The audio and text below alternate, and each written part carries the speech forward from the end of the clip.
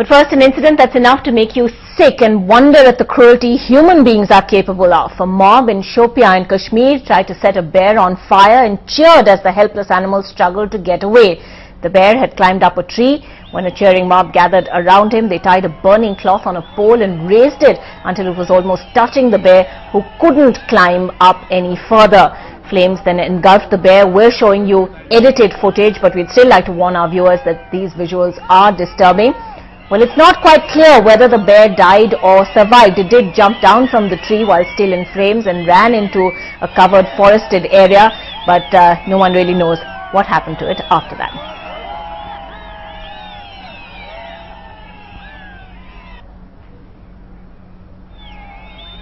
Well, joining us on this debate tonight, Vivek Menon, Executive Director of the Wildlife Trust of India and co-chairperson of the International Bear Conference that India will be hosting in just a few days from now.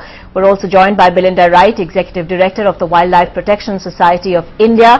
We'll have Mia Altaf, the Jammu and Kashmir Forest Minister, joining us on the phone line, and Zafar Iqbal, who's been reporting that story. Will be coming to Zafar as well.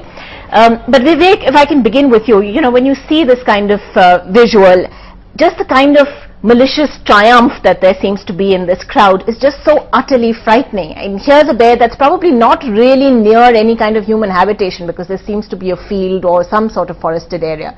But when you see, this 100-strong mob gathered around, bear baiting almost like medieval times, how do you react? No, I think the most disturbing part of the whole scene is the cheering of the crowd. Bear conflict is very real. In fact, I've just come from Kashmir 2 days ago, where we had a workshop on bear conflict in Kashmir. Bears are coming into their orchards largely, apple orchards and maize fields, so they're not coming into human settlements, and farmers are going out to try and save their crops.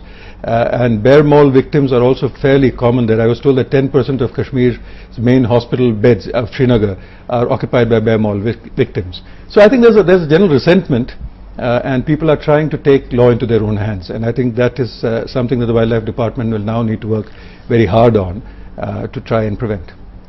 Belinda Wright, if I can come to you, we've been speaking to Jammu and Kashmir's Forest Minister as well, and he says there were no forest officials at the time. But what sort of intervention can actually take place in a situation like this, when a department is already understaffed, when they can't, but what we're seeing really is a criminal act. And can it go unpunished? And what do you do when there are a few hundred people who are involved in something like this? Well, I think it needs much better management of the situation, training, sensitization, and, unfortunately, because one has to have sympathy for the people who are there, it needs much better enforcement. People must realize that this is against the law. Well, against the law, yes, but, coming back to your point about conflict management in a sense, this International Bear Conference that India is about to host, the first of its kind, and what is it hoping to achieve? Yeah, ironically, next week there are 300 or 400 bear specialists from around the world who have come in. It's not the first conference, the 21st conference, but the fact that it's the first time in India that they're gathering. And I think it's a good time because India is coming out with the National Bear Action Plan.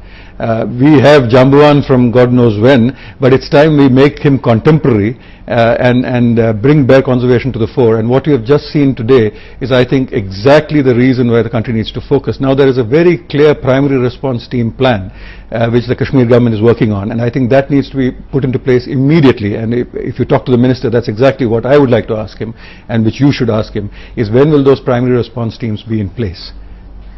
All right, primary response teams, Belinda Wright, is that one of those things that are needed urgently? What really takes place, and not just in the instance of the bear, but when it comes to man-animal conflict, do we just see repeated instances of this, particularly in India, where there are people living so close to forests, practically within forests, encroaching upon forest land?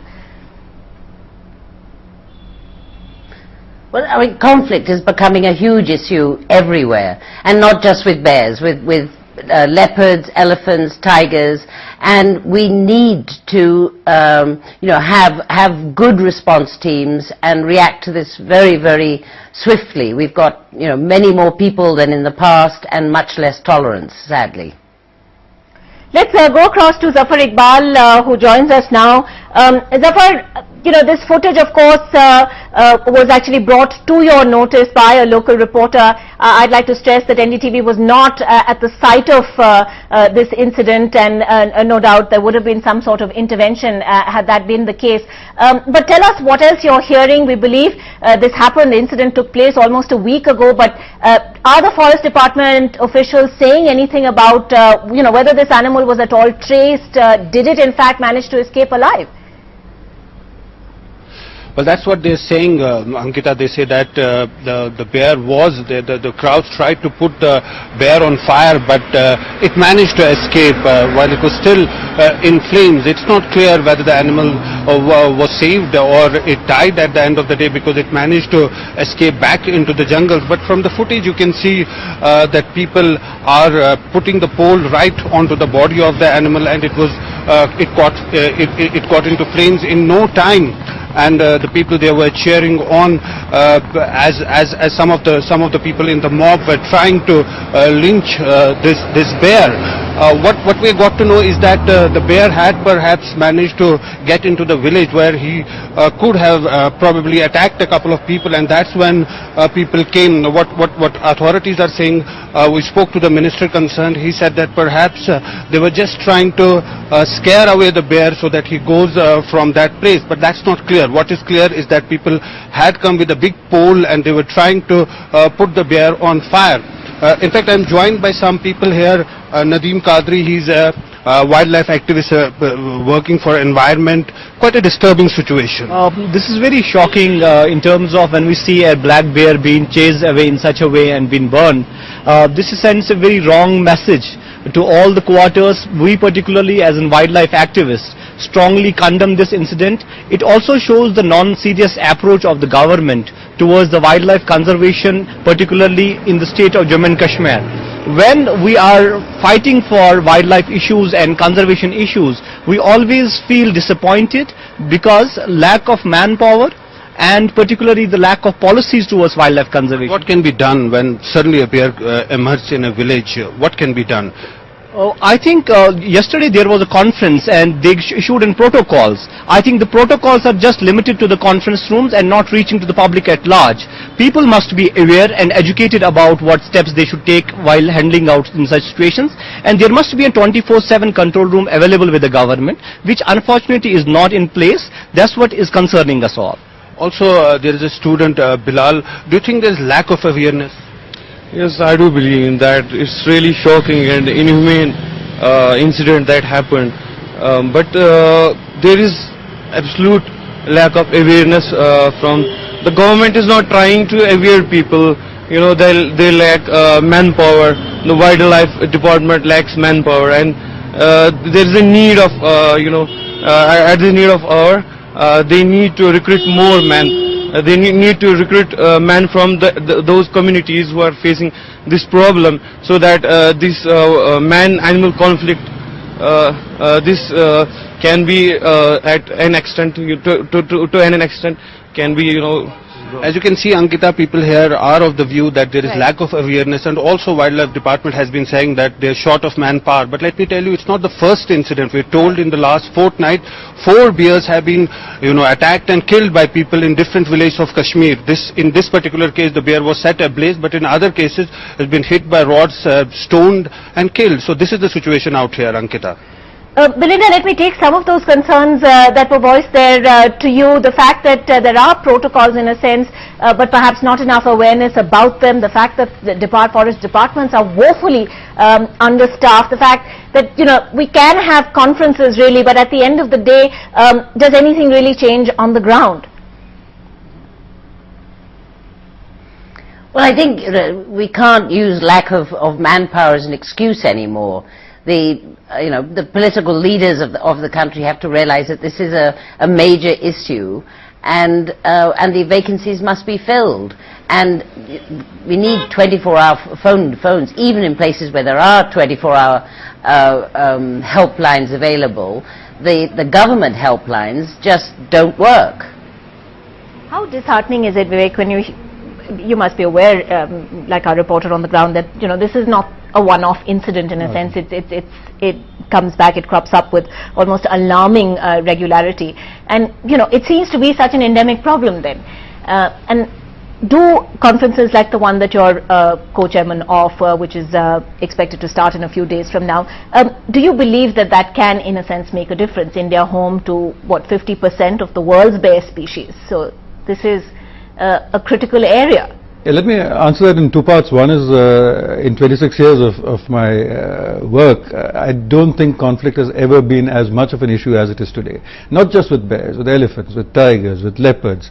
Any large-bodied mammal, we are not giving them space. We are encroaching into their habitat, we are cutting off their corridors, and it's bound to create trouble. So we are really going through a decade of very bad conflict now, not poaching and other problems. That's one part.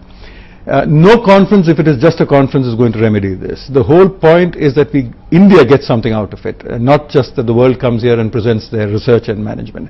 Which is why this time we made a particular effort to go to all 26 states. There's 26 states in India that have bears, more than tigers or elephants. And all of them have made action plans which will be released at this workshop, which will be linked to budgets which hopefully the government will provide.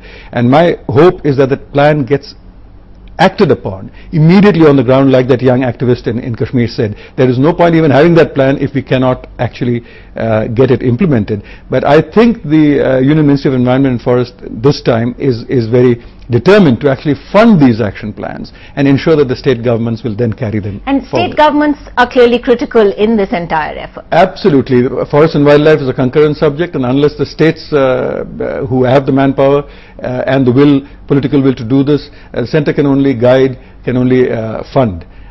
Kashmir this time seems determined. We have a good Chief Wildlife Warden there who I was with 2 days ago, as I said, and he's as disturbed by this, he tells me. I was on the phone with him a few hours ago on this incident, right. And he has promised that he'll put into place something, and I really hope it actually Right. happens. Actually, earlier in the day, we spoke to the Forest Minister, Mia Altaf. Let's try and listen in to those comments that he made to NDTV. Basically, bear entered in a village in Shupiya district of Kashmir Valley, and people tried to capture this bear, but they failed, and there was no attempt by the locals. As far my information is concerned, that they have no intention to kill this bear. People just gathered there to see the bear, but there was no loss to that bear, and bear ran away from that village. I have not seen those pictures, but as far my information is concerned, definitely there was some attempt, but ultimately there was no, that bear ran away from the spot, so there was no damage to that bear. We have ordered an inquiry into the matter, and I have also deputed a senior officer of my department. He will hold the inquiry, and whatever necessary action that will be taken in the matter. All right, a bit disingenuous to say that people weren't really trying to attack the bear, because, the visuals clearly tell a completely different story. Also, all very well to say, we've initiated a probe, but who sees these probes through, and what action is taken ultimately?